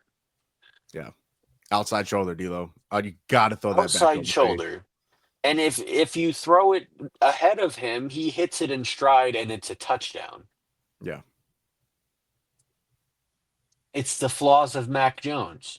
And he was great to start the year, and I really appreciated him for what he's doing. I still appreciate him for what he's doing because we're still competing in the division that we're in. I've never won. You had to say it. I didn't. My bad. I really. That's my bad. Yeah, I hate those guys. But it really makes me miss Brock Purdy. It really does, because I think Brock Purdy would have made that throw pretty comfortably. And that's saying a lot because Brock Purdy, especially towards the latter half of last year and in the few games he's played this year, has been a turnover machine. Yeah. He's thrown a lot of really bad picks, but that doesn't negate all of the great passes that he makes. And I can live with the turnovers every now and then if he continues to make those great passes. That I just don't think that Mac Jones is consistently able to throw game in and game out like Brock is. With that said, I think we have a bounce back week. Obviously, with the Giants, no Malik Neighbors anymore, no longer no Cam Scatterbo. I think this is the game that Jackson Dart can have a bad game. He's missing all of his guys now. And so if there was any week for not only Jackson Dart to play bad, but our defense to bounce back the way it should be this week. And if it's not this week and we lose to the Giants, and this game is in New I York. can't wait. I can't wait to talk about that if they do. It's going to get ugly.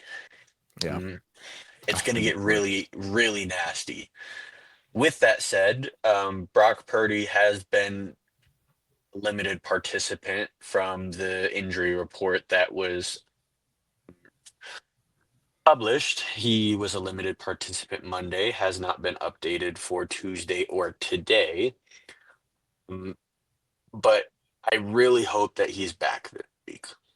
I really do. Because if Mac Jones plays again, obviously that Giants defense hasn't been what we thought they were going to be, but they could turn up at any moment. Brian And Burns, I think, is in competition for Defensive Player of the Year. I would not like to see him add to that at all. So I'm going to pick the Niners, but I'm not confident in my pick at all.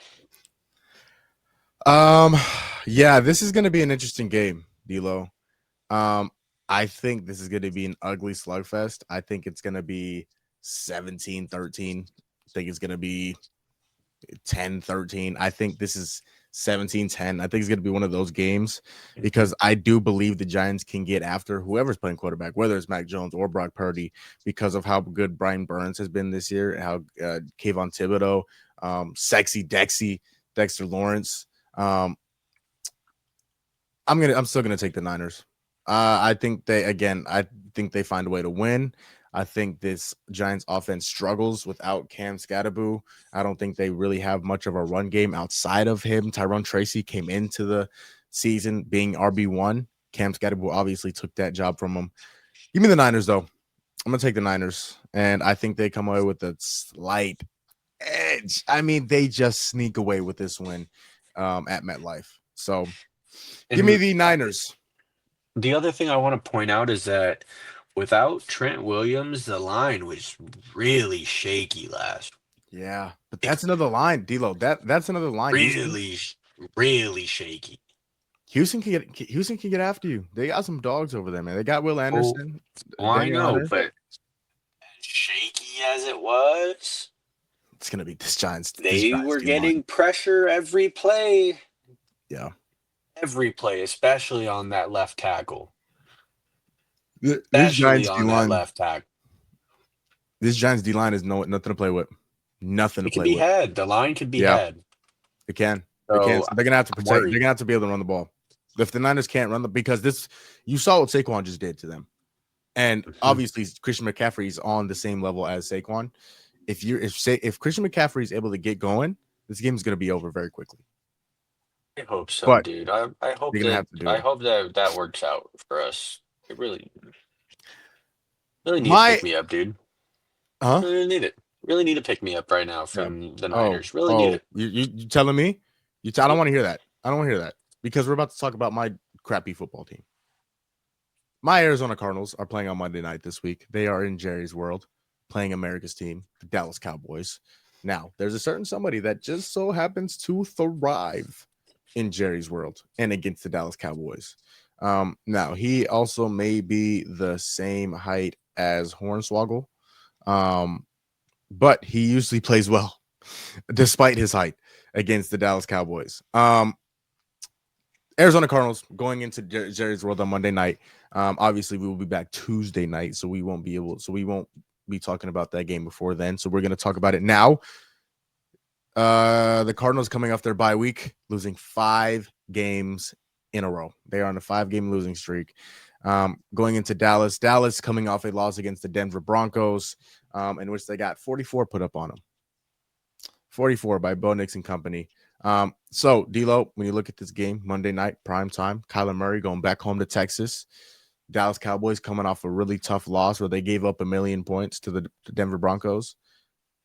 Who wins this game?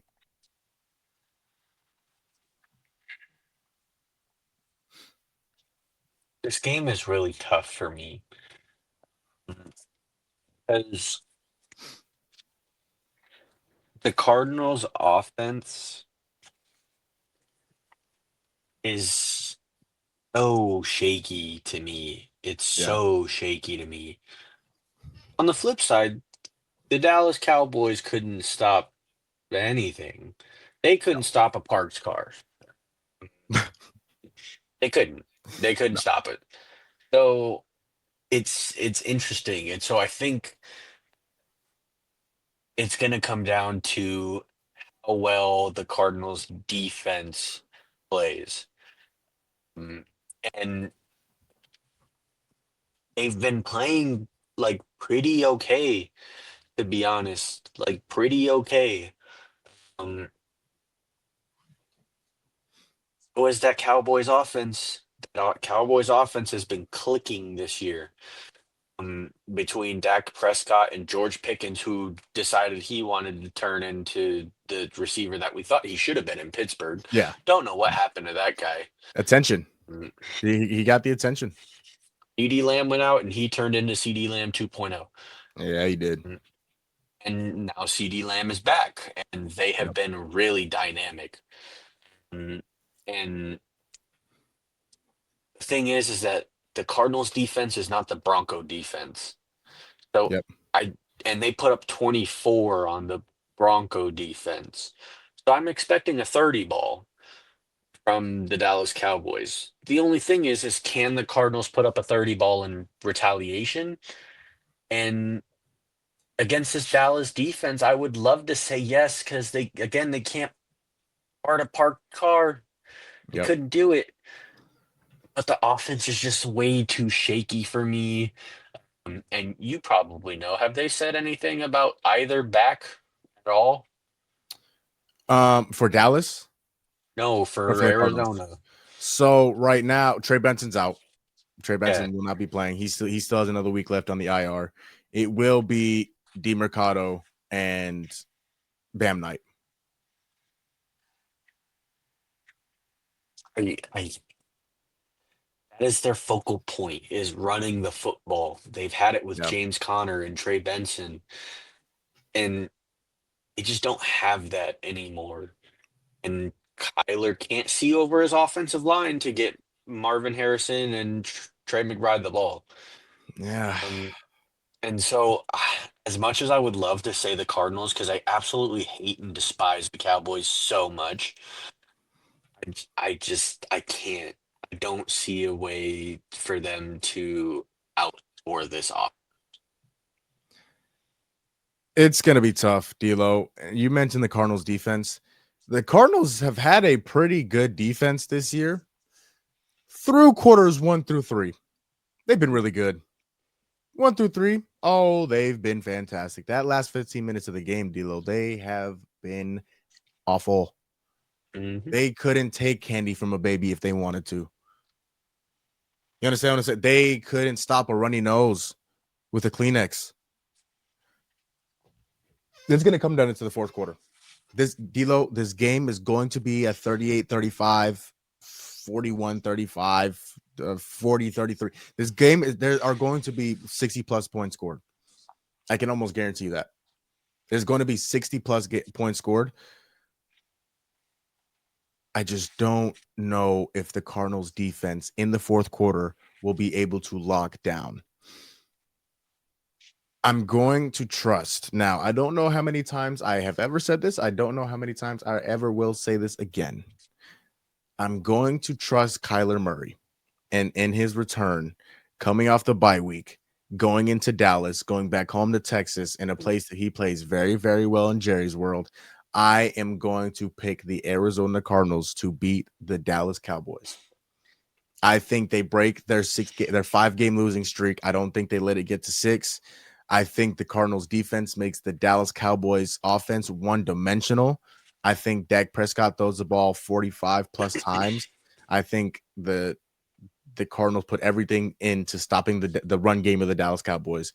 And I think the Cardinals sneak away with a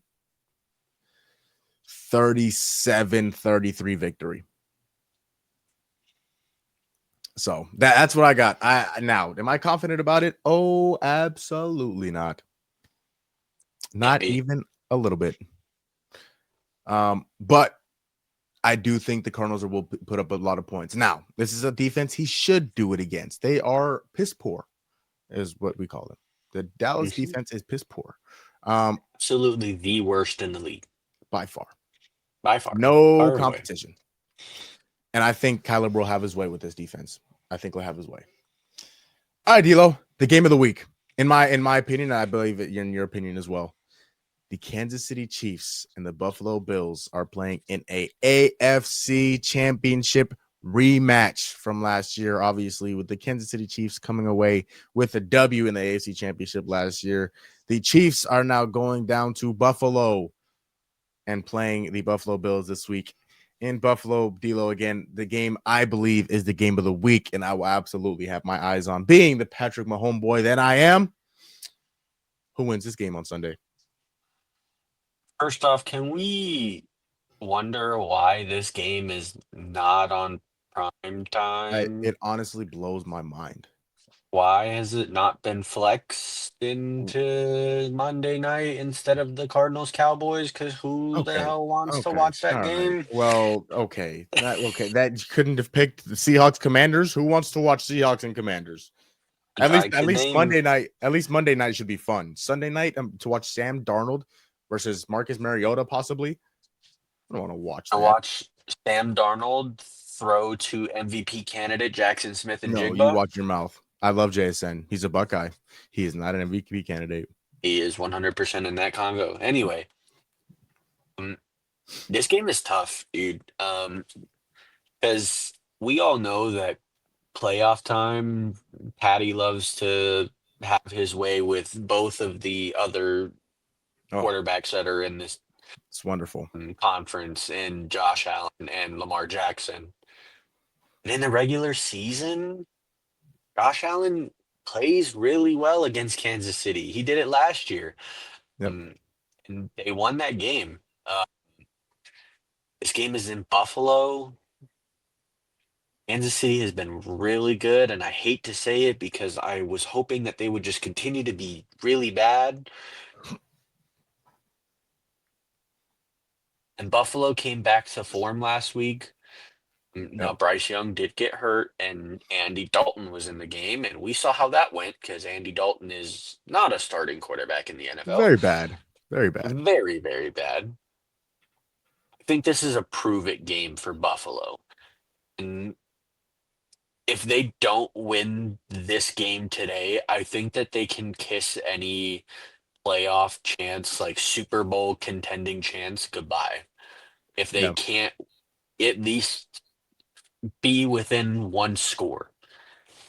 And by one score, I'm not talking a touchdown. I'm talking within 3 points. If they are not within 3 points of this Kansas City team, I don't know if they'll ever get over the hump. With that said, hate to do it. Really do.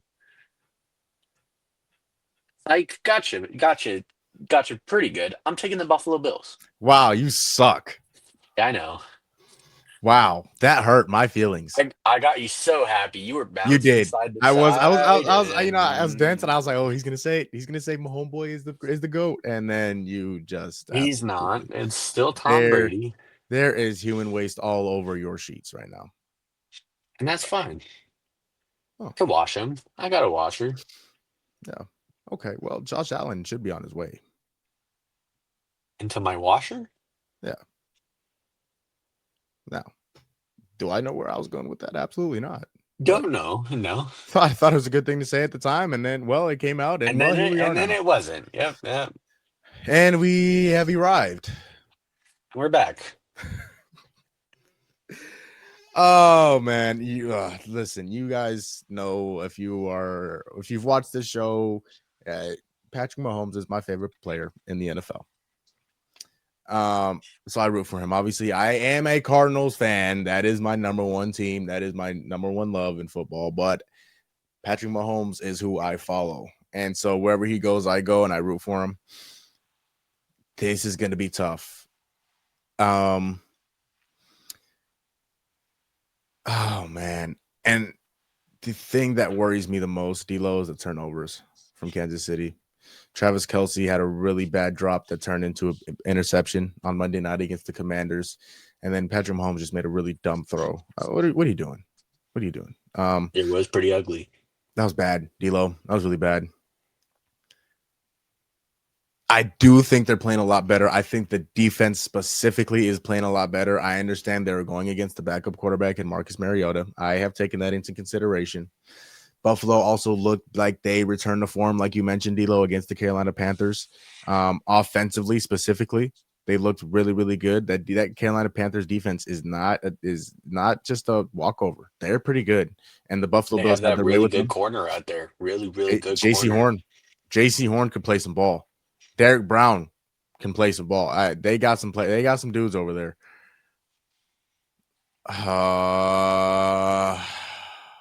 Do it.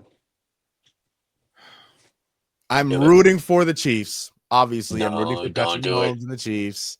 Do it. If I was a betting man, I would pick the Bills to win this game. Yes. Clip it. Everybody clip it right now. If I was a betting man, I would pick the Bills to win this game. They are just built to defend the Chiefs. Now, you lost Ed Oliver, which is a huge loss because I think he's one of the best interior defensive linemen in the NFL. So you lost Ed Oliver for a while, possibly for the season. But Joey Bosa hasn't looked awful this year. He's been a little quiet, but he's had his moments. Gregory Rousseau is one of the great pass rushers in this league. It's going to be up to Mahomes. It's going to be up to my homeboy to go make some plays because I don't think this team is going to be able to run the ball very well. He's going to have to go make plays. The guys on the outside the Bills I don't believe in very much. So it's going to be up to my homeboy, Rashee Rice, Hollywood Brown, Juju Smith-Schuster, Isaiah Pacheco, Kareem Hunt. Like, these guys are going to have to go make plays. I don't believe in Travis Kelce anymore. There's a reason why I didn't say his name. He's old. He looks like it, and he should be done after this year. But outside of that, it's going to take some plays that are going to have to be made in order to go beat this Bills team because they're going to put up points. I don't care how good the Chiefs defense is. They have Josh Allen over there, the second best quarterback in the NFL.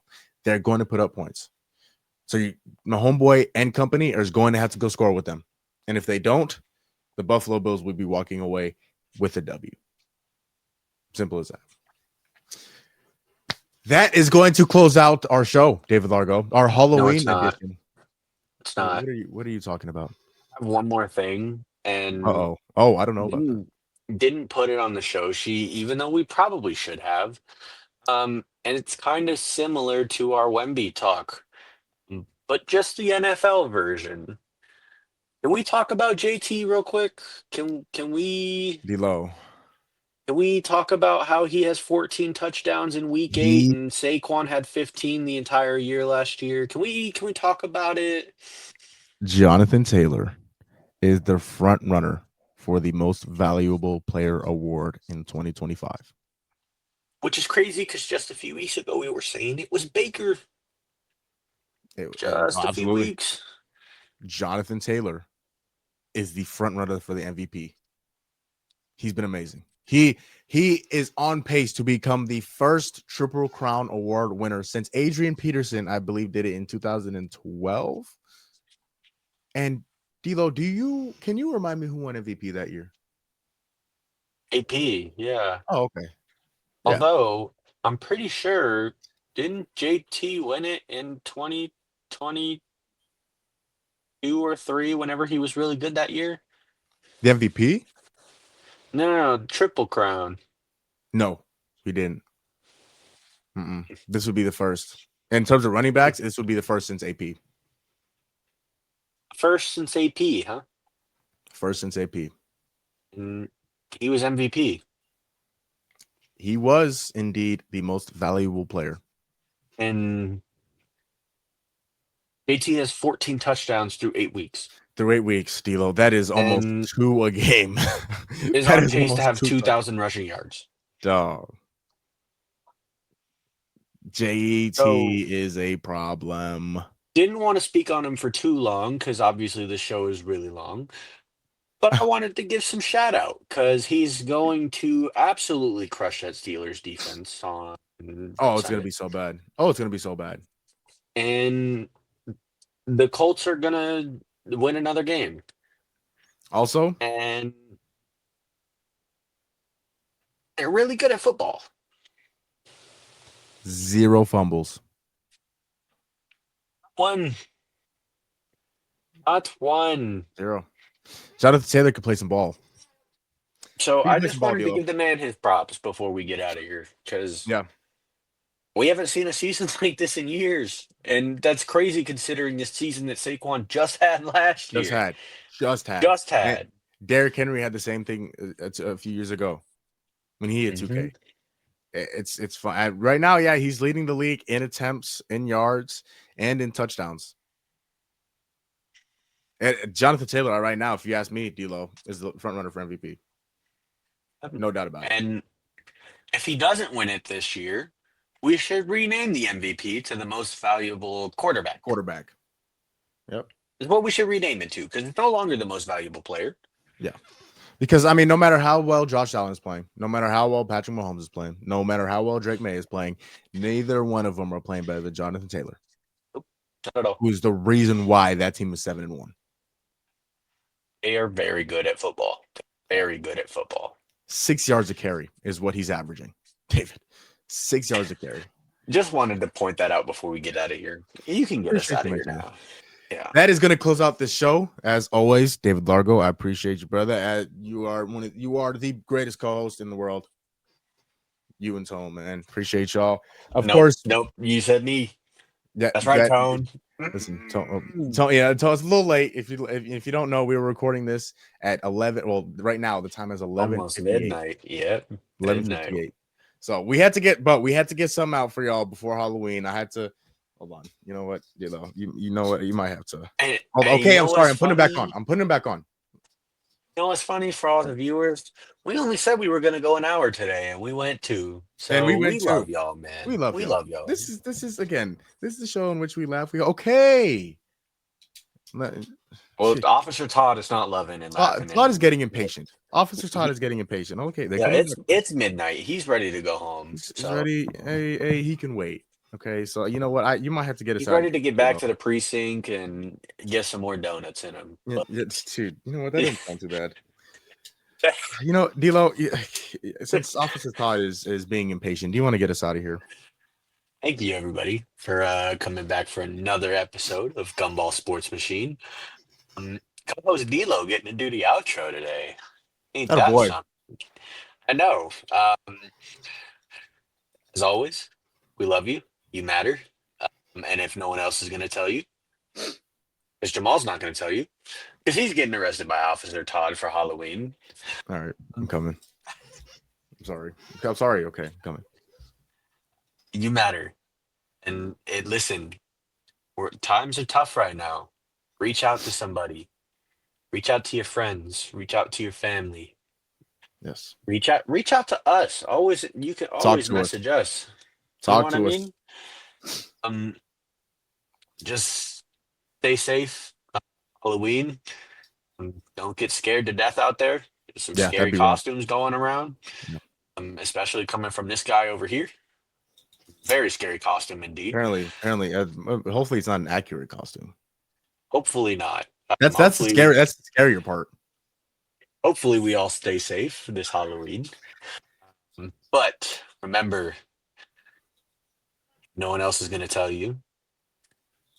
Nice to be important, but it's much more important to be nice.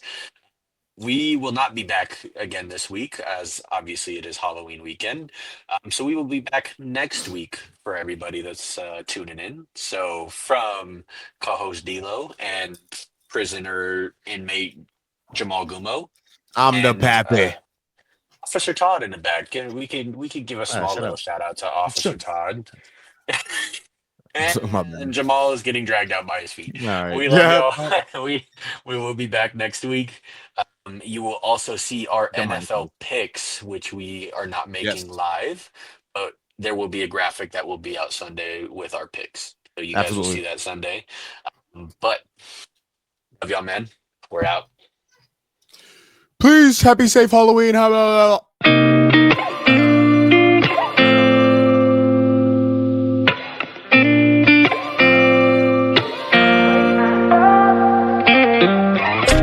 Gotta find my way to you, even though you're